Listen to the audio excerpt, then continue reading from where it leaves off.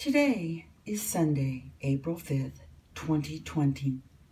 I am Julie Hankinson, and this is the view out my window. Well, as you can see, we're back to having rainy, blustery days here. We are just having plenty of interesting weather here. And I would dare say that we are having very interesting weather around the world. And this leads me to my topic for today, which is food. Recent leaked reports. Why is it everything gets leaked, to Bloomberg or Yahoo or whatever?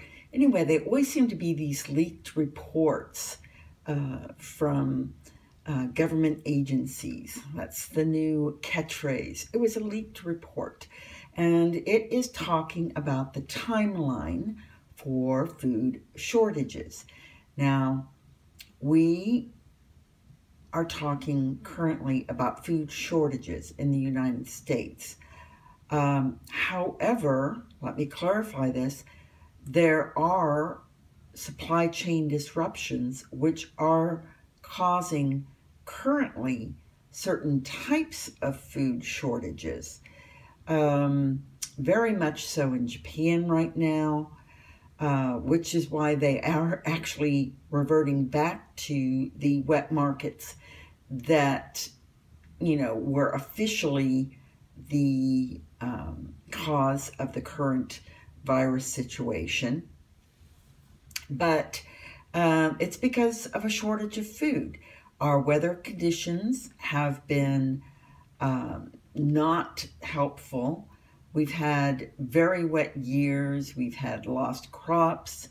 China has a very large population, and it's very focused on manufacturing, whereas the farmers are not included in the current prosperity, and more of them are leaving farming behind and moving to the big cities, which just really increases the loss of food production. Now, here in the United States, we are having a loss of food production because of last year was horrible weather conditions again. So we may be experiencing climate change or weather. Some people say, hey, we're entering another ice age. And I'm totally not going to discount that, because our magnetic fields do change. Why in the world can't we have changes to our weather patterns? And if that's so, then it means we need to move our crop production areas to the areas where they are now workable, because it's obvious that something is going on, and we can't attribute it at all to CO2. So let's explore the possibility that we are currently entering a weather pattern changing event, and it is going to actually cause changes in where we and how we should be planting. And before any of this, I'd like to express the concern that all of us should be planting a small garden, even if it's on our balcony, because we will all experience shortages this year. We are not going to have all the produce all of the meat, everything that we have become used to is not going to be available, according to the report, which was leaked, quote unquote, and is now on Yahoo. And that is because not only because of the supply chain disruption, but in regards to meat, it's because meat packing plants have actually been shut down, of course, because people are getting sick, and farmers are not getting the meat, the cows, to the market. So whether it's beef or pork, bacon, chickens, even eggs from the chickens, are having a difficult time getting to the marketplace because people are being told to shelter in place, which is how we're going to control this. But we are down to our last month of a fairly sustained production of food that is available from the warehouses. So if there is something you like, you really, if at possible, need to stock up on it now, because it is, I think they said that we had less than 2 weeks worth of fresh milk because they're not able to get it bottled and from the farmers to the supermarkets. It's just being dumped in the fields. The farmers do not have anyone to assist them with planting crops and harvesting crops. And if the farmers can't get the crop in the field, we are not going to have, crops this year.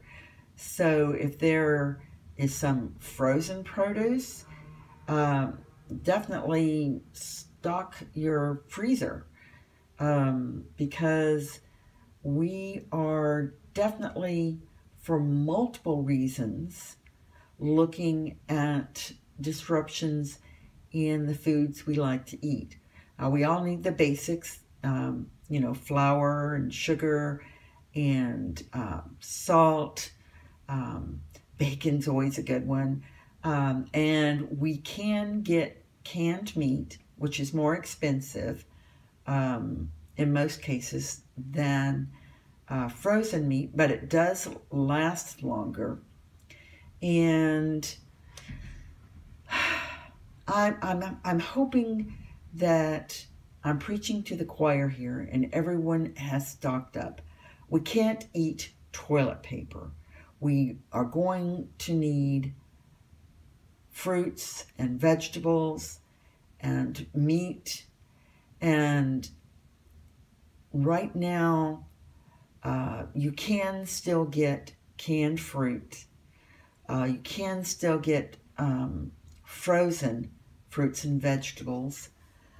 So please take this moment before the panic buying starts and do stock up on the things that you need. When I was growing up, my parents would buy milk in the gallon and they would freeze it, and then they would mix it half and half with powdered milk in order to make the milk last longer. So if you need milk in any form, definitely consider the options you have available,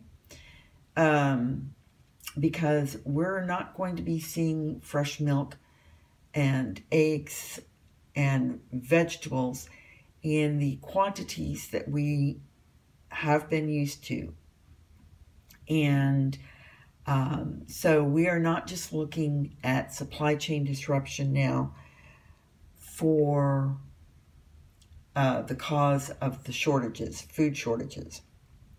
We are looking at the lack of people who are available to work the farms and to process the food into and to get it to market.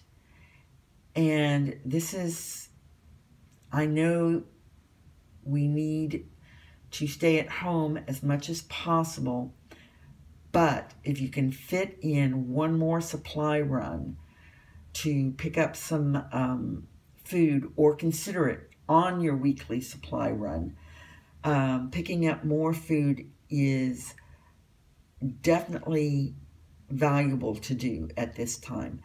I do not at any time suggest breaking the law or breaking curfews, but if you have the chance to go to your local grocery store or Costco or Target or Walmart, whatever, definitely stock up on non-perishable foods, as well as getting, a weekly refresher.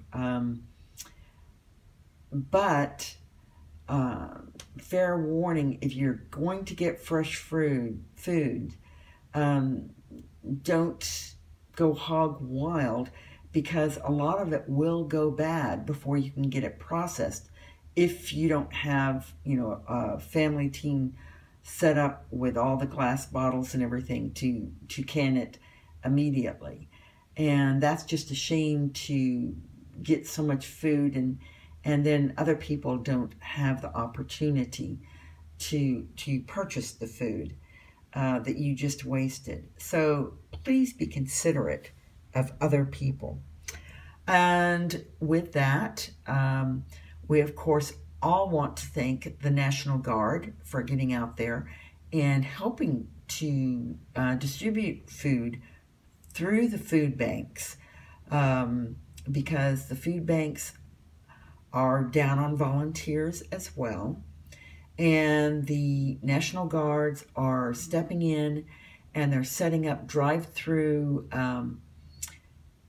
areas where people can just drive up and get bags of food from the food bank, or they're actually preparing meals and delivering them.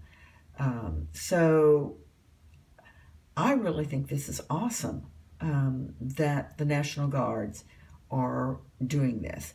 Now, this is what we know is happening in the United States.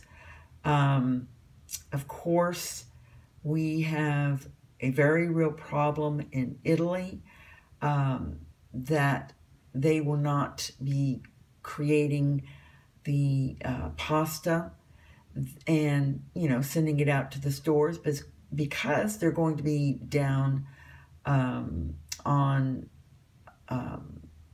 wheat production, flour production, because they are in the midst of a terrible, terrible situation, infectious situation. And again, if the farmers cannot get crops into the fields, the food is not going to be available. So Germany, France, even England is having trouble with their plantings. Australia is still recovering from wildfires. And oh goodness, we are just looking at worldwide disruptions in food production, and in then moving any food that is harvested or manufactured to the people. So please have your eyes out when you go shopping. Remember the capacity of your freezer, but you do need to plan ahead, because we have multiple factors. which will be affecting our food production and the ability, of obtaining food within the next month. I know that some of the items that are listed on the Yahoo document, they talk about will no longer be available within 2 weeks. So please act accordingly and make sure that your family and your animals, that you have all the necessities.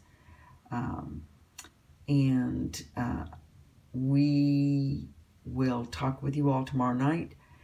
Please stay safe, stay inside, except for your trip to the grocery store. Please remember social distancing and use those hand sanitizers. So tomorrow then, and I wish you good night.